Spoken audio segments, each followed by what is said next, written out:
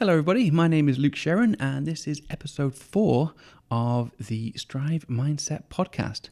Now the Strive Mindset is all about personal development and self-improvement and just constantly trying to be better, whether that is within health, fitness, business or anything else, and following the Kaizen approach of continuous change and making small, incremental daily changes every day to work towards a bigger goal, essentially aiming to always try and be 1% better every single day. Now, today is another solo podcast, so I wanted to take this opportunity to share with you some of my personal daily routines and habits that I use. And I use these to really try and maximize my effectiveness and productivity throughout the day.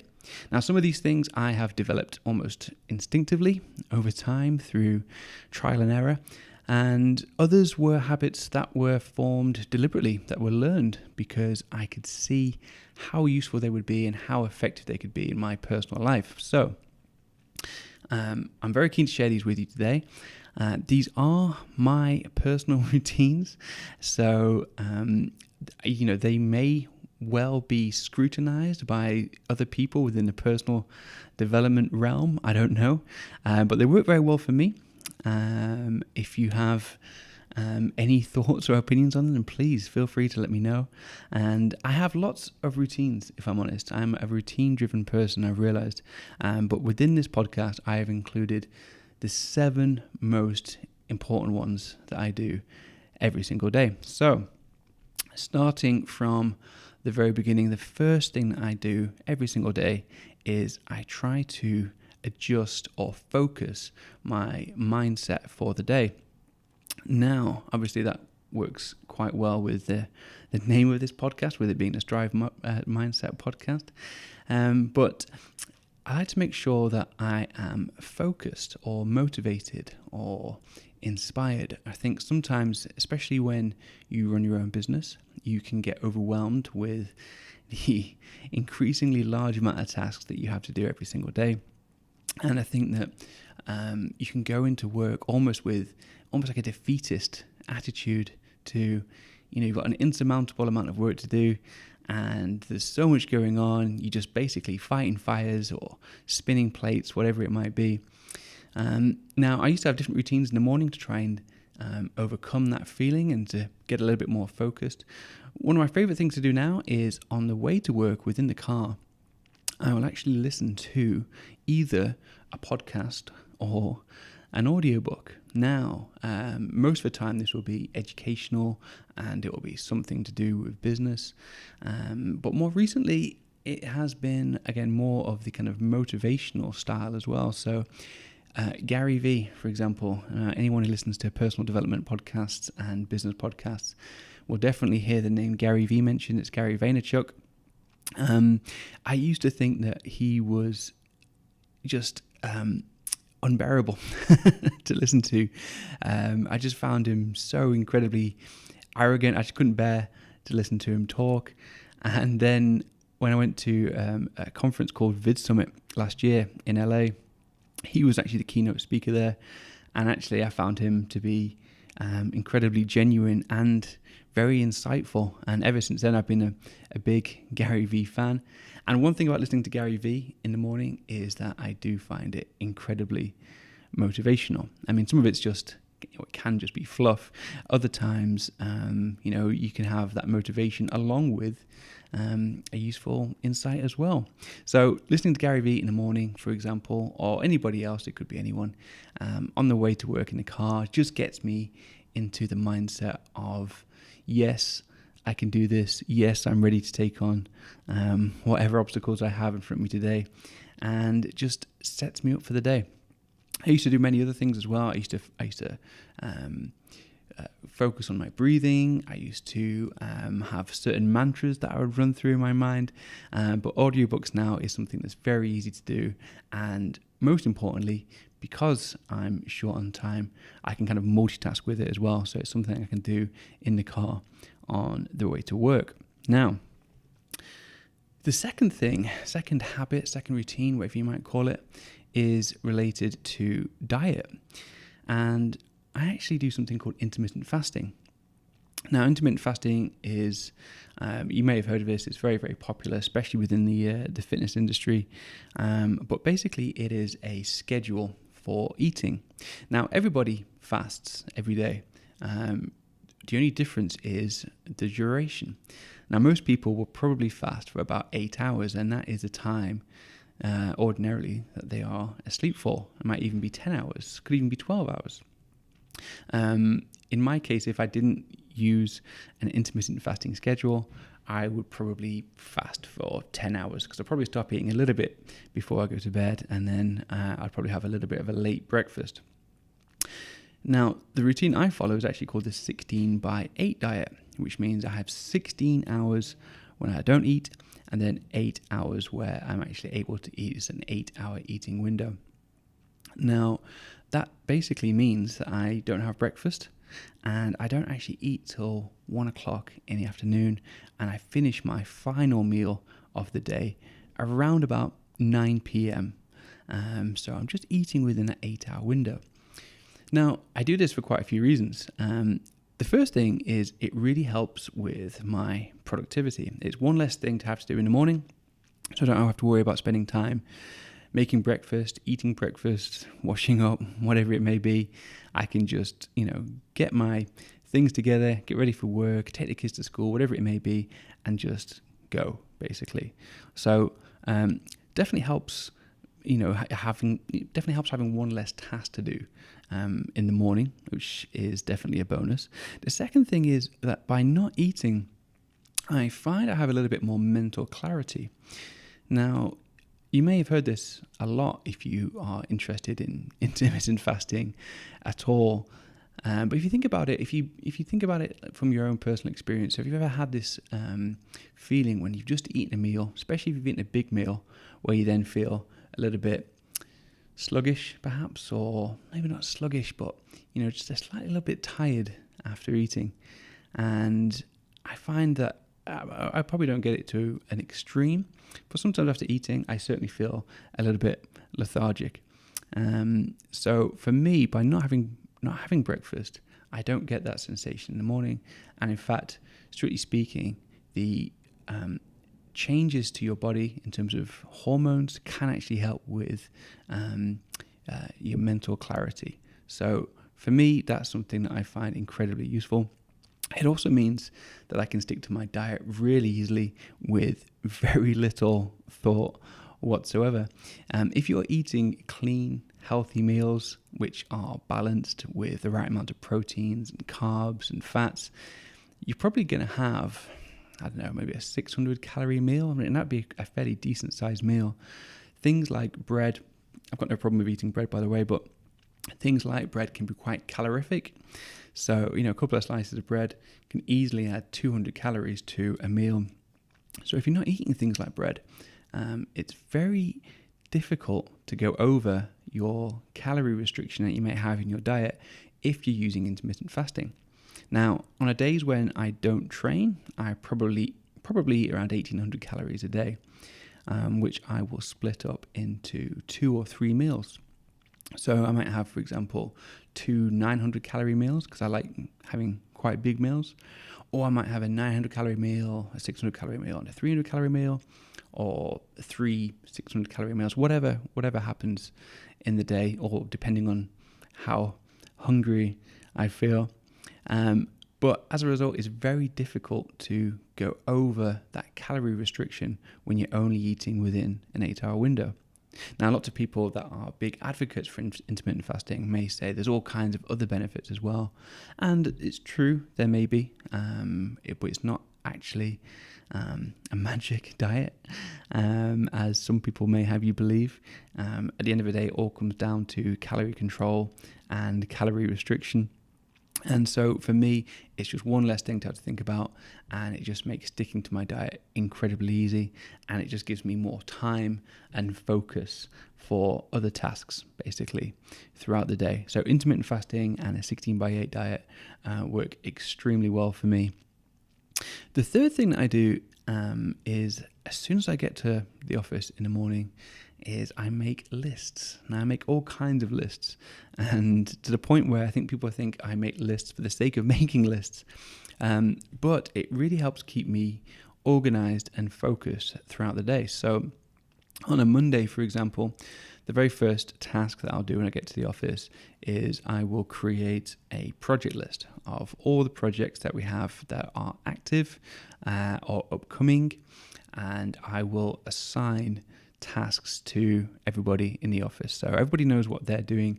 I know what everybody else is doing, and I know where we're up to with absolutely everything. It gives me that kind of overview that I need, so that I know, we're not going to be late delivering anything, and I just know where we're up to. After I've done that, I then create my own personal list, my own little personal to-do list of all the tasks that I have, which I probably wouldn't have included within that project sheet. And I take great pleasure in organizing these tasks. So the first thing I'll do is prioritize them. So once I've got my complete list, I'll prioritize the tasks, and the ones that I really don't want to do, the ones I'm kind of dreading the most, or the ones that I think are the most difficult, they're the ones that I'll do first. I'll do those first in the morning, so that even if I didn't do any more work after those tasks, I could still consider that day to have been a success. And it also means that I can put kind of that most brain power, so to speak, into doing those tasks when I'm freshest in the morning and I've got the most energy, and hopefully before the phone starts ringing and we get additional things coming in. And as I'm going through my list, I will tick them off. I'll scratch them off with a pen and paper, very old-fashioned way. Despite working for a tech-based company, these lists, I'll print them out and I'll use a pen and paper to cross them out, because there's something very satisfying about crossing them out with a pen and having that kind of tactile list in front of me on the desk that I can see at all times. So I'll be scratching them off as I go along. And if other things come up in the day, we have phone calls and new lists get added on, I'll actually write them down physically with a pen and prioritize them in and around all my other tasks. Now, we actually have a project management software which I add the same task to, and I will cross those tasks off as I go through things. But even having that system, I still use the pen and paper based version as well, because it's just so quick and easy to access. And no matter how many screens I've got open or what's going on, I can just quickly glance down at that piece of paper on my desk and know exactly what it is I'm supposed to be working on. And I know exactly how many tasks I've got left to do that day. So lists is a big thing for me. When I see people working in the office and they don't have lists, I really have no idea how they get through their day. How do they know what they're supposed to be working on? How do they know if they've done everything that they need to do? It just astonishes me, because I can't really imagine any other way of working and working effectively. So lists are a big thing for me. Now, the next thing is, because I have a desk job, I spend almost the entire day sat down looking at a computer screen. Ideally, what I'd like to do is every hour, I'd like to get up and go for a very quick walk. Now, the toilets in our office are actually based on the third floor. We have one on the ground floor and one on the third floor. Our office is on the first floor. So what I used to do is making sure I was drinking enough water. I would need to go to the bathroom quite a few times a day, and I would run up a couple of flights of stairs to the third floor, go to the bathroom there, and then come back down, just to make sure that I was breaking up my periods of sitting down with a little bit of movement, a little bit of exercise. Now, if I'm honest, because we are very busy, I tend to work 2 or 3 hours straight without even moving from my chair, which I know is bad.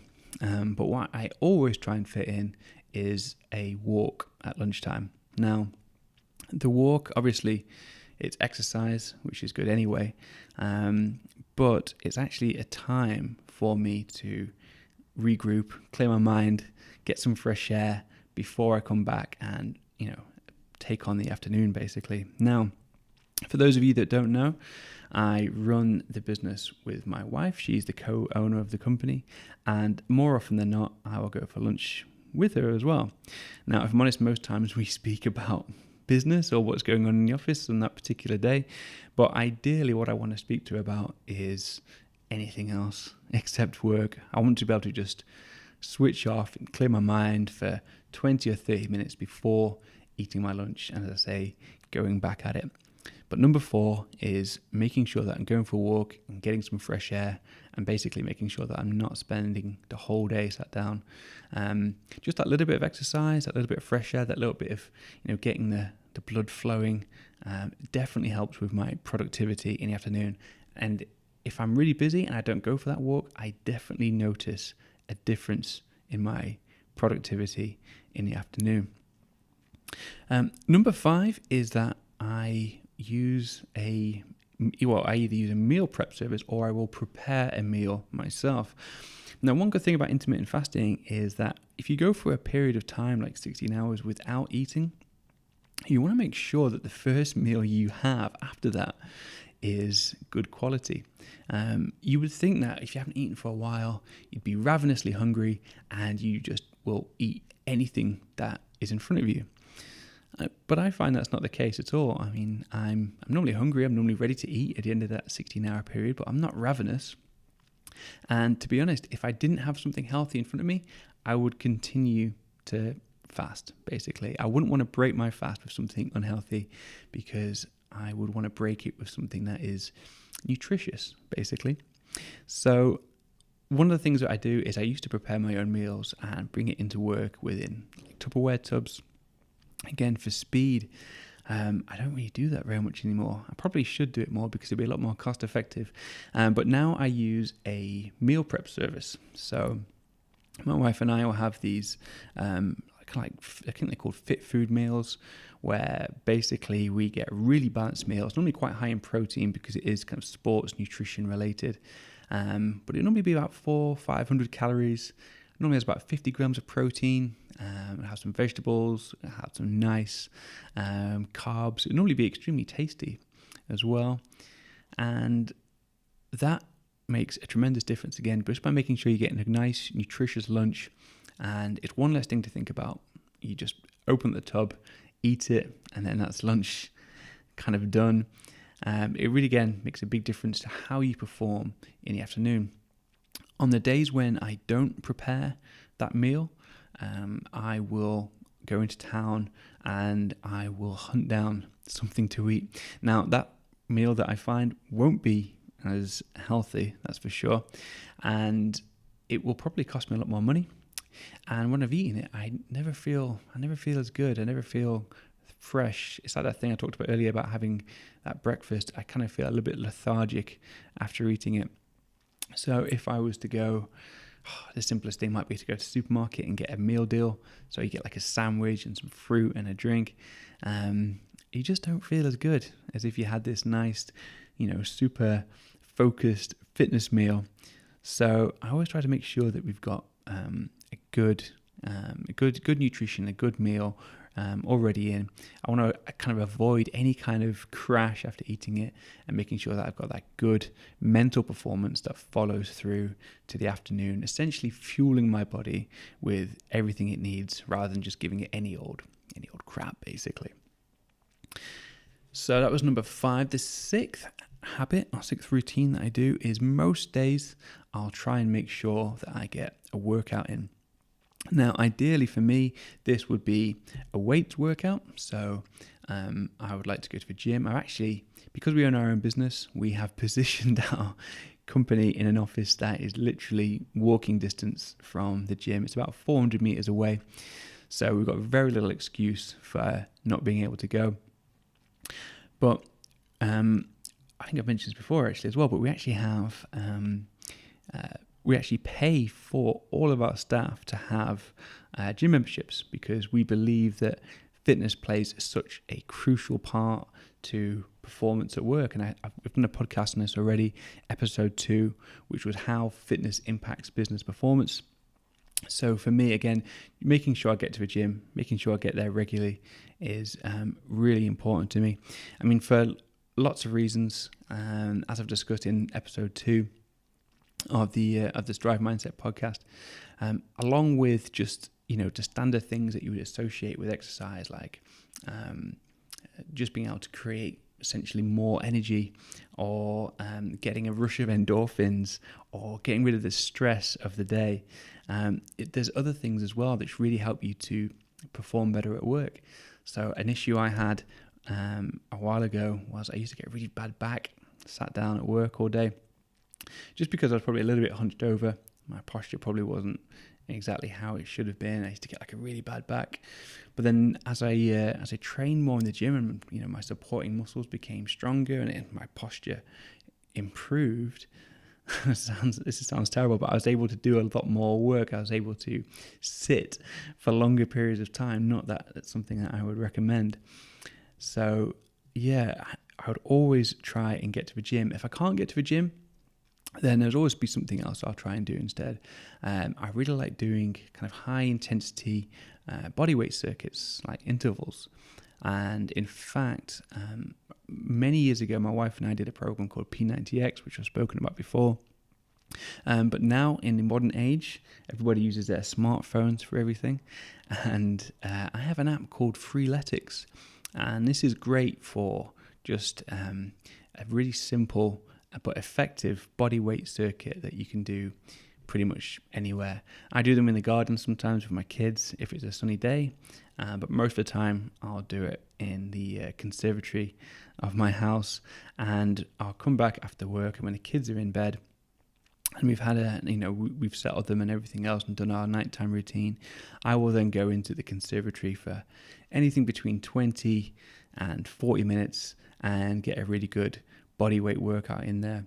And again, it just makes a tremendous difference. Being fit and healthy, it really does have a huge and profound impact on how well you can perform within the rest of your life, not just a business environment, but in many other areas of your life.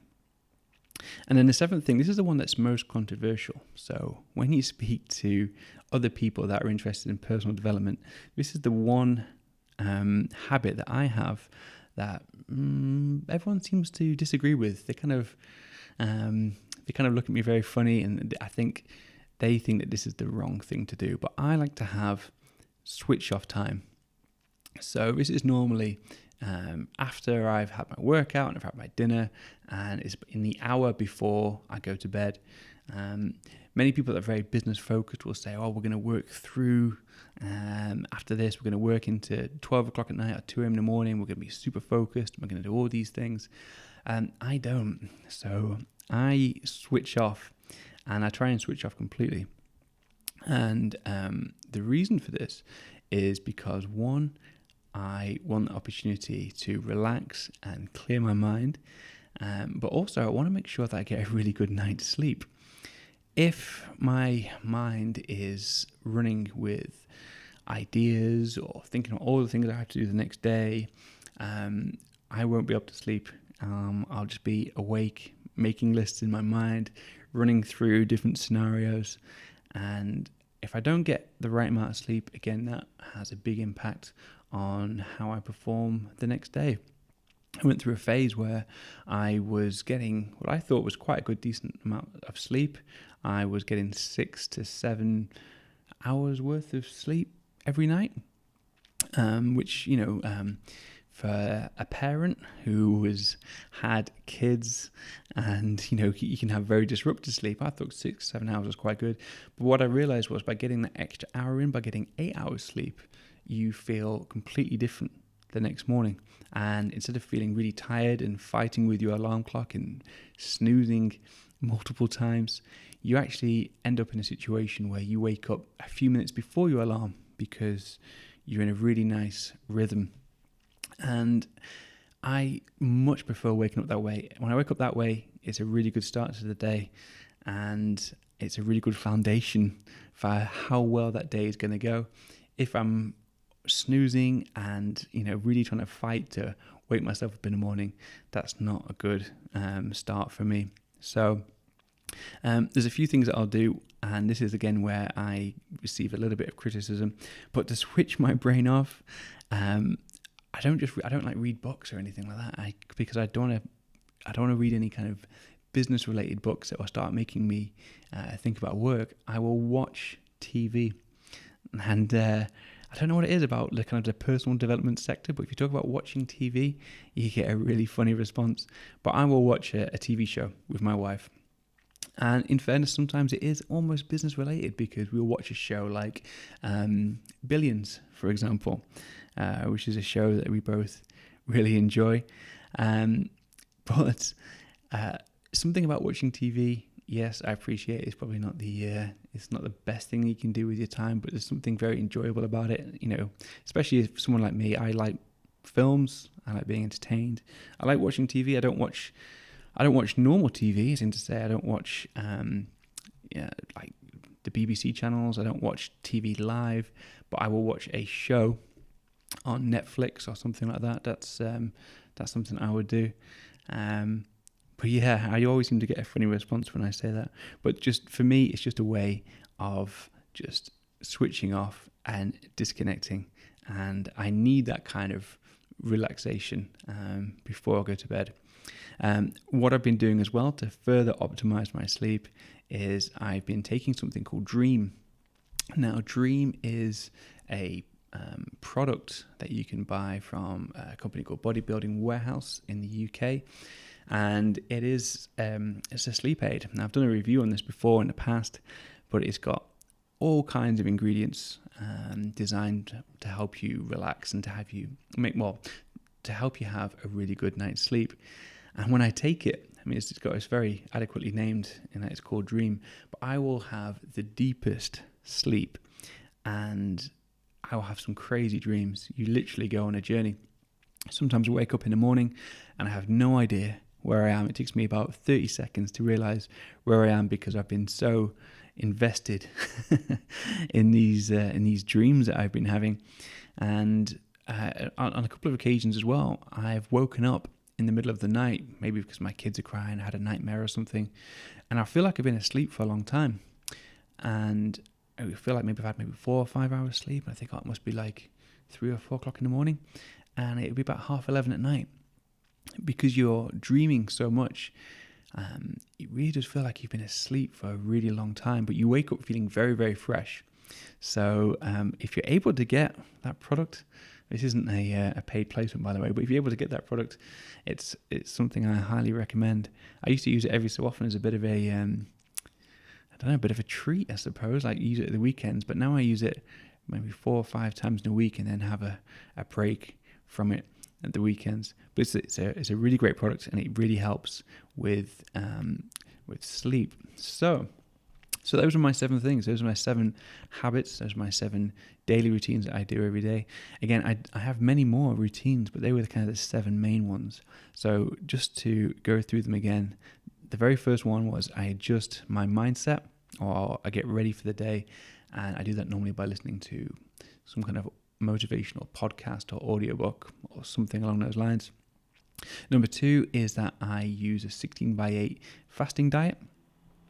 The third thing is that I make lists of absolutely everything to organize my day and prioritize my tasks.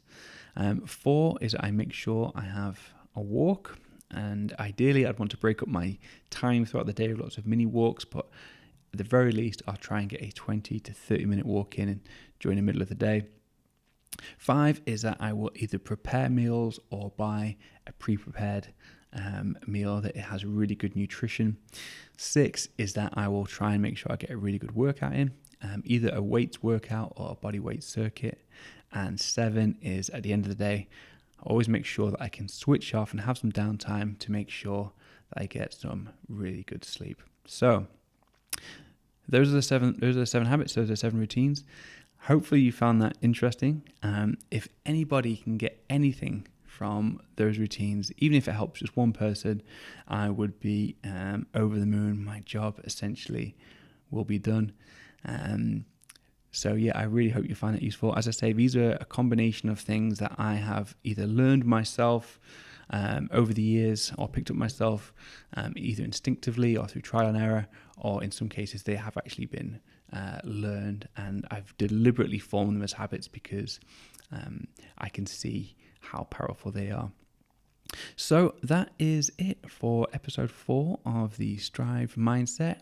I'm hoping to get another guest on next week for episode 5.